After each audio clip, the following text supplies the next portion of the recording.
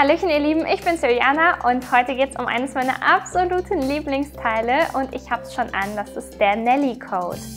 Wenn ihr den The Nelly Code oder die längere Variante, den Olivia Code, komplett mit Hand machen möchtet, also der sieht dann genauso aus wie die Variante, die ich gerade anhabe und ja, das geht und ist auch gar nicht schwer, dann empfehle ich euch einen Walkloden zu benutzen oder einen ähnlichen Stoff, der nicht franzt. Ja, denn so benötigt ihr kein Futter und auch keinen Zugang zu einer Overlock-Maschine oder ähnliches. Ihr könnt ihn einfach zuschneiden und zusammensticken und ja, gleichzeitig ist halt die Basis, ja, die Naht bildet, auch so eine schöne Verzierung und ich finde es ein Projekt, was so viel Spaß macht, denn man sieht die ganze Zeit den Fortschritt, den man sieht und wie hübsch das aussieht und ja, für mich wirklich ein richtig, richtig tolles Highlight im Machen, aber auch in meinem Kleiderschrank. Wie so oft bei uns braucht ihr auch wirklich gar keine Erfahrung im DIY oder Nähen oder Sticken, um euch selbst so coole Pieces zu machen wie dieses. Denn wie immer zeige ich euch jetzt hier in diesem Video, was genau zu tun ist und ihr macht einfach direkt mit und macht mir nach. Pausiert da, wo ihr es braucht, wiederholt so oft ihr möchtet und dann kann nichts schief gehen und ihr könnt auch nichts vergessen. Was ihr aber auf jeden Fall braucht, ist unser Schnittmuster und das findet ihr über den Link in unserer Beschreibung. Ladet es euch einfach runter oder lasst es euch als Papierform nach Hause schicken, dann kann es bald losgehen. Und wenn ihr die Originalmaterialien nutzen möchtet, die ihr auch hier in diesem Video seht, dann könnt ihr euch die auch bestellen, einfach über unser DIY-Set. Darin findet ihr alles, was ihr braucht, in genau der richtigen Menge und super guter Qualität. Ja, ich würde sagen, dann kann es eigentlich direkt losgehen. Aber bevor ich es nachher vergesse, liked und kommentiert doch bitte dieses Video, wenn es euch gefällt und abonniert auch unseren Kanal, denn dann könnt ihr keinen Teil unserer neuen DIY-Kollektion mehr verpassen. Also, ich wünsche euch jetzt ganz viel Spaß beim Sticken. Als erstes haben wir hier also unser Papierschnittmuster, dann unseren Oberstoff, in diesem Fall Walkloden, jede Menge Stickgarn, hier in einer knalligen pinken Farbe, eine Sticknadel, ein Stoffetikett und damit werden wir den Mantel zaubern. Das Zuschneiden ist übrigens im verlinkten Tutorial erklärt. Ich werde euch als erstes die Sticktechnik erklären und dafür schneidet euch bitte einmal ein Stück von eurem Stickgarn ab und zwar sollte das so lang sein wie ungefähr 2 Armlängen. Fädelt das eine Ende ein und nehmt dann beide Enden zusammen, denn wir sticken mit einem doppelten Faden. Die Enden sind jetzt also zusammen, der Rest ist hier gespannt. Und ihr macht jetzt einen Knoten in das Fadenende. Wie ihr den macht, ist egal. Ich mache es so, ich wickel den einmal von hinten nach vorne, von oben nach unten um meinen Zeigefinger, schrubbel das Ganze dann seitlich ab, halte den Faden aber die ganze Zeit fest und ja, habe dann so einen kleinen Zauberknoten gemacht. Aber wie ihr den Knoten da reinbekommt, ist wirklich egal. Hauptsache in beiden Fadenenden zusammen ist ein Knoten und dahinter könnt ihr das Garn einmal abschneiden. Die Technik ist also für den ganzen Mantel gleich. Und wir fangen hier einfach mal bei dieser Klappe von unserer Tasche an. Ich steche hier von unten nach oben in meinen Stoff ein mit der Sticknadel. Und zwar 1 cm von der Kante entfernt, bis der Knoten mich stoppt. Gehe dann wieder von unten nach oben, 1 cm von dort entfernt durch den Stoff. Nehme hier meinen Faden, der ja doppelt liegt, und wickel ihn einmal von rechts nach links hinter meine Nadel. Und ziehe mir das Ganze dann einmal fest. Nicht zu fest, sondern nur so, dass das Ganze nicht zusammengezogen wird und hier einfach schön an der Kante liegen bleibt. Und so mache ich die ganze Zeit weiter. Ich gehe wieder 1 cm davon entfernt, rechts von unten nach oben durch meinen Stoff. Gehe dann wieder mit dem Garn von rechts nach links hinter meine Nadel und ziehe mir das Ganze fest. So bilden sich jetzt die ersten Stiche und so werde ich jetzt die ganze Kante hier einmal sozusagen versäubern und schön besticken. Probiert immer in möglichst gleichmäßigen Abständen zu sticken, das ist ganz wichtig, denn dann wird das Ergebnis natürlich am ordentlichsten und schönsten. So, immer von rechts nach links, also immer gleich wickeln. Dann geht es hier um die Kurve. Achtet auch darauf, dass ihr immer 1 cm von der Kante entfernt auf jeden Fall einstecht. Die ersten Male könnt ihr auch gerne irgendwie ein Maßband oder ein Handmaß dazu nehmen oder ein Lineal, um das Ganze nachzumessen. Und irgendwann werdet ihr merken, ihr bekommt da so ein Gefühl für und merkt dann selber, wo ihr eigentlich einstechen müsst, damit das Ganze sehr gleichmäßig wird. Ja, wenn man das ein paar Mal gemacht hat, der Stich ist ja wirklich überhaupt nicht schwer, dann kommt man da, glaube ich, schon einen ganz guten Rhythmus und das Ganze geht dann auch schneller, als man so denkt. Also ich erkläre es noch einmal. Man geht immer nach dem letzten Stich 1 cm entfernt davon rechts wieder von unten nach oben durch seinen Stoff, wickelt dann das Garn von rechts nach links hinter die Nadel. Und zwar greift ihr den einfach direkt hinter dem Nadelöhr. Und dann geht es immer so weiter. Man zieht es fest, aber nicht zu fest. Einfach so, dass sich das Garn schön um die Kante unseres Stoffes legt. Und dann macht man weiter, bis man entweder die Strecke, die man gerade machen sollte, geschafft hat oder das Garn zur Neige geht. Und was dann passiert, das zeige ich euch jetzt. Wir müssen unseren Faden dann vernähen. Das funktioniert ganz ähnlich wie auch normal beim Handnähen. Das habt ihr bestimmt auch schon mal probiert. Und zwar machen wir das Ganze auf der Rückseite. Wir gehen einmal mit unserer Nadel dann hier bei dem Zentimeter entfernt, den wir eben eingestochen haben, auf der Stelle durch und gehen dann mit unserer Nadelspitze durch die Schlaufe, die da entsteht, machen das Ganze nochmal, gehen auf der Stelle durch, dann mit der Nadelspitze durch die Schlaufe, ziehen das Ganze fest und wenn wir das ein-, zweimal wiederholt haben, können wir hinter dem Knoten dann unser Garn abschneiden. Von vorne sieht man davon gar nichts, nur von der Rückseite würde man es merken. Und dann können wir unseren nächsten Faden wieder vorbereiten, einfädeln, einen Knoten in die Enden machen und weiter sticken. Wir stechen genau da von unten nach oben wieder ein, wo wir eben aufgehört haben, also dort, wo unser Garn schon liegt, hier auf der Oberfläche. Gehen dann einmal unter dem Garn entlang, von links nach rechts, nicht in den Stoff dabei einstechen, dann ist das Ganze hier fest. Und dann macht ihr genauso weiter wie zuvor. 1 cm rechts davon stecht ihr wieder ein. So, wickelt euer Garn da wieder drum und macht weiter, bis ihr einmal hier dieses U bei unserer Klappe von unserer Tasche fertig haben. Den oberen Rand lassen wir dabei aus. Wir machen jetzt einfach die kurzen beiden Kanten mit der Rundung und enden dann am oberen Ende der kurzen Kante rechts.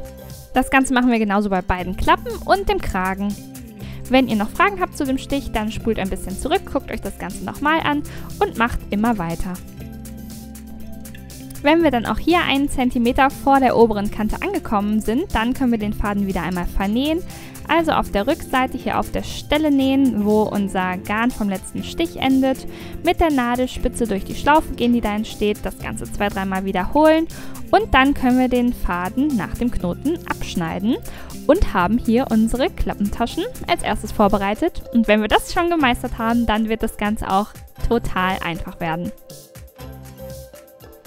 Alles klar, weiter geht's.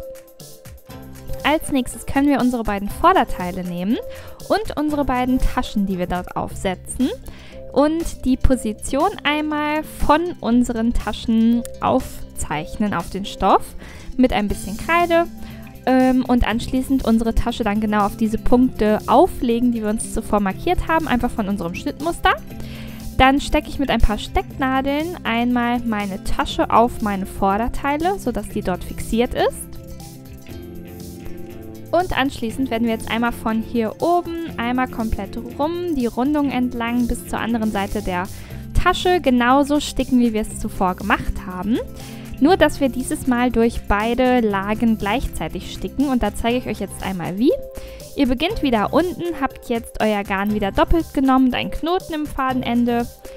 Beginnt hier an dieser Stelle, stickt dann immer, wenn ihr einstecht, erst durch die untere Lage, also das heißt das Vorderteil, und dann auch durch die Tasche. Und zwar immer am Rand der Tasche entlang, sodass ihr also gleichzeitig die Tasche sozusagen versäubert, also den Rand umstickt und gleichzeitig auf der unteren Lage befestigt. Ansonsten ist alles gleich, ihr stecht ein, wickelt das Garn genau wieder von rechts nach links um eure Nadel, zieht das Ganze fest und geht dann 1 cm weiter, wieder von unten nach oben, hier entlang unserer Tasche, einmal in den Stoff hinein. Dabei steche ich also immer genau neben der Stoffkante ein und komme dann aber 1 cm entfernt von meiner Kante im Inneren der Tasche sozusagen wieder hinaus und fange dann an zu wickeln und zu sticken. Ja, probiert das auch hier wieder so ordentlich wie es geht und dann würde ich vorschlagen, ihr macht das jetzt einmal bei beiden Taschen, sodass beide Taschen also an 3 Seiten befestigt sind.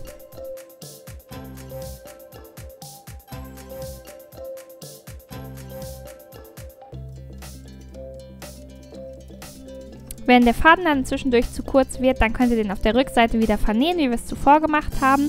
Und ihr erkennt jetzt auch, dass auf der linken Seite, also der inneren Seite, sich so kleine Striche als Muster ergeben. Also es sieht ganz anders aus als auf der vorderen Seite, aber das ist auch richtig so.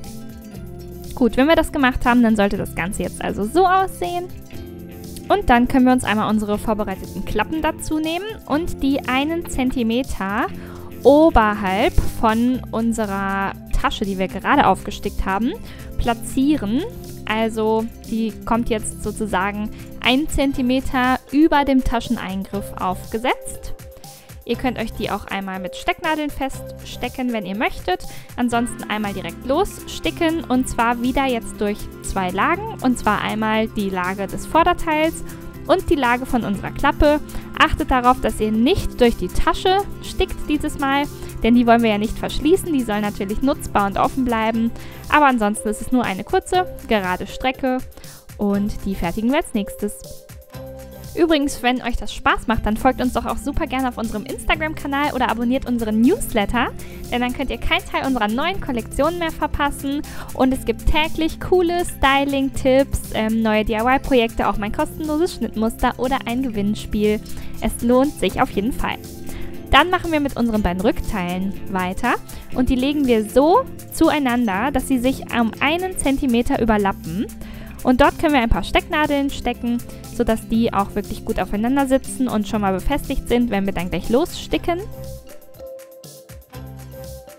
Und zwar sticken wir jetzt einmal diese ganze Linie hier nach und befestigen beide Teile aufeinander und versäubern dabei die oben liegende Kante, genauso wie wir es gerade zuvor mit den Klappen bei der Tasche gemacht haben. Das Vorderteil und das zusammengesetzte Rückteil legen wir jetzt auch zusammen. Und zwar so, dass das Rückteil immer über das jeweilige Vorderteil ragt, auch wieder um 1 cm. Das Ganze stecken wir uns dann wieder fest und werden anschließend diese Strecke zusammensticken, wie wir es eben auch zum Beispiel bei der hinteren Mitte gemacht haben. Ja, und das Ganze dann eben bei unseren beiden Vorderteilen, sodass an beiden Schultern von den Rückteilen jetzt die Vorderteile angeschlossen werden. Ja, und das funktioniert ganz genauso. Wir legen uns jetzt einmal die erste Seite, also ein Vorderteil mit Rückteil, so vor uns hin, dass wir den Ärmel jetzt oben, also von uns aus entfernt, ansetzen können. Legen ihn einmal dazu und auch wieder so natürlich, dass die rechte schöne Seite oben liegt und der Ärmel diesmal unter unserem Vorder- und Rückteil liegt. Die Teile überlappen sich auch wieder um 1 cm und diesmal ist es wichtig, dass ihr euch an den Knipsen markiert, die ihr zuvor übernommen habt. Da gibt es einen Schulterknips, dort sollte also die gestickte Schulternaht drauf treffen auf den Ärmel und einen Anfangs- und einen Endknips im Vorder- und Rückteil. Genau dazwischen wird der Ärmel also positioniert, dann festgesteckt mit einer Überlappung von 1 cm und anschließend festgestickt, genau wie die ganze Zeit eben auch.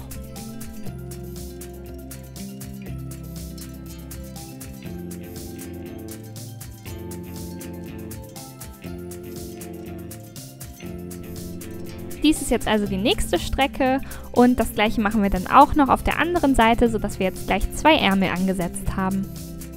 Sie sind zwar jetzt angesetzt, aber noch unten offen. Das möchten wir nicht. Wir möchten es ein bisschen windgeschützter haben und deshalb legen wir uns jetzt einmal die Jacke mit dem Vorder- und Rückteil und auch dem Ärmel so vor uns hin, wie wir sie auch gleich zusammensticken möchten. Also anders als beim Nähen legen wir die Teile jetzt links auf links, sodass man sich das schon genau vorstellen kann und fangen jetzt gleich einmal am Saum, nämlich an zu sticken und dann sticken wir in den Ärmel rein. Dafür müssen wir uns auch hier wieder unsere Teile aufeinander legen mit einer Überlappung von 1 cm und dieses Mal ragt das Vorderteil über das Rückteil. Also das Vorderteil liegt über dem Rückteil. Das Ganze stecken wir uns einmal fest vom Saum bis zu dem unteren Punkt von unserem Armloch und dann weiter bis in den Ärmel zum Saum. Ihr merkt es, wir kommen dem Ende schon immer ein bisschen näher. Und deswegen wollte ich noch sagen, falls euch das hier Spaß gemacht habt und ihr Lust auf ein nächstes Projekt habt, dann schaut doch super gerne mal im Anschluss auf unserer Website vorbei, denn da gibt es noch viele coole nächste DIY-Projekte für alle Schwierigkeitsstufen. Hier sticken wir jetzt lang und zwar auf beiden Seiten unserer Jacke. Jetzt ist das Ganze schon tragbar. Es fehlen aber als nächstes noch unsere Säume. Die fertigen wir als erstes hier in unserem Ärmel, einmal ringsherum. Ganz wie am Anfang, wie wir es auch gemacht haben mit zum Beispiel den Taschenklappen. Und da sind sie schon. Und ihr könnt es vielleicht ahnen, als nächstes fertigen wir unseren Kragen. Dafür nehmen wir einmal unser vorgesticktes Kragenteil, wo wir ja schon 3 Seiten einmal bestickt haben dazu. Und den positionieren wir jetzt an unserem Knips. Und zwar so herum, also wir klappen ihn einmal nach oben, sodass die schöne Seite in das Halsloch zeigt und die nicht so schöne Seite jetzt oben liegt. Und werden ihn jetzt so einmal anstecken, dass auch hier der Kragen wieder um 1 cm auf das Vorder- oder Rückteil überlappend liegt. Und das einmal komplett ringsherum. Auch die Knipse legen wir überall wieder aufeinander, also bei der vorderen Kante hier, da wo er sitzen soll, und bei der hinteren Mitte. Und auch die Strecken dazwischen verteilen wir uns und stecken da ein paar Stecknadeln. Ja, und einmal von ganz links hier nach rechts rüber werden wir jetzt unseren Kragen mit unserem Vorder- und Rückteil verbinden, und zwar in der gleichen Sticktechnik wie zuvor. Alles klar, machen wir das einmal. Jetzt kommt der Endspurt. Eine ganz lange Kante ist noch offen und zu versäubern. Das ist die einmal den Saum bildet, die vordere Kante und hoch geht bis zum Kragen. Und die werden wir jetzt einmal genauso besticken, wie wir es zuvor gemacht haben. Das sollte dann also so aussehen. Ich habe jetzt eigentlich alles fertig gestickt. Als nächstes möchten wir aber noch die Druckknöpfe hinzufügen. Dafür habe ich mir hier im Innern von meinem Schnittteil einmal die Punkte für meine Knöpfe markiert, genau die Positionen. Nehme mir jetzt einmal noch meine Sticknadel dazu und mein Stickgarn wieder eingefädelt wie zuvor. Dann trenne ich einmal mein Druckknopfpaar und sehe, ich habe also eine Seite mit so einem kleinen Nupsi und eine mit so einer kleinen Höhle, die gehören ineinander. Und ich beginne jetzt mit der Nupsi-Seite und die kommt jetzt auf meine rechte Seite vom Vorderteil innen und die mit der Höhle auf die andere Seite. Ich mache es euch jetzt einmal vor, lege dazu meinen Druckknopf an die Stelle, sticke jetzt hier unter dem Druckknopf durch meinen Stoff, aber nicht bis auf die schöne rechte Seite, sondern ich bleibe sozusagen im Stoffinnern.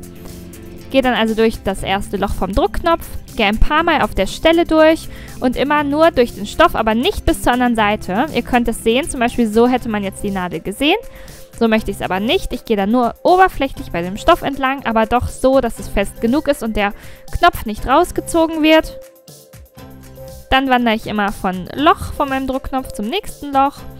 Werde immer dann auf der Stelle sticken, bis ich alle 4 Löcher einmal befestigt habe von meinem Knopf.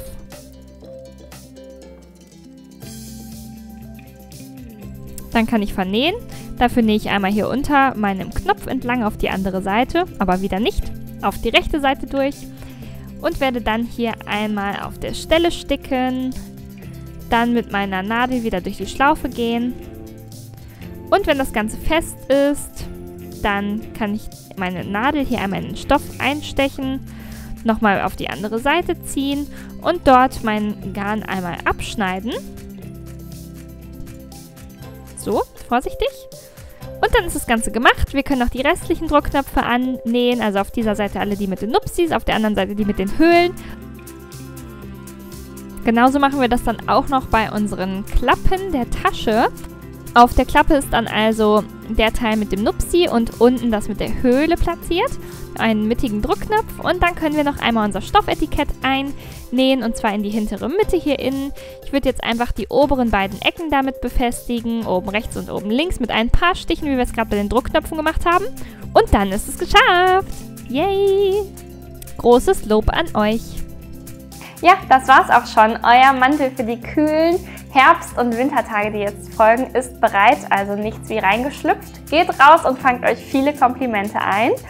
Ich freue mich schon auf unser nächstes gemeinsames Nähen oder Sticken oder Stricken oder worauf immer ihr Lust habt und teilt auch super gerne eure Resultate mit uns, denn wir freuen uns immer von euch zu hören. Also bis bald und fühlt euch gedrückt.